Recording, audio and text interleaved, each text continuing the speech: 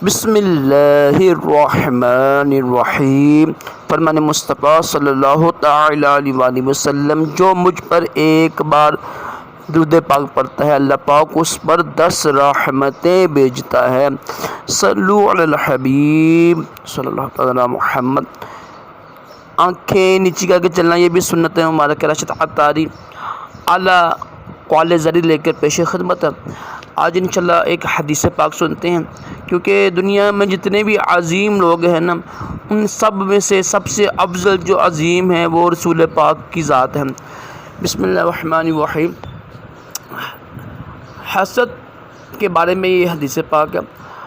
حضرت سیدنا ابو ہریرہ رضی اللہ تعالی عنہ سے روایت ہے کہ نبی اکرم نور مجسم شاہ بنی آدم صلی اللہ علیہ وآلہ وسلم نے ارشاد فرمایا، حسد سے دور رہو، کیونکہ حسد نیکیوں کو اس طرح کھا جاتا ہے جس طرح آگ خشک لکڑیوں کو، یہاں فرمایا گھاس کو کھا جاتی ہے۔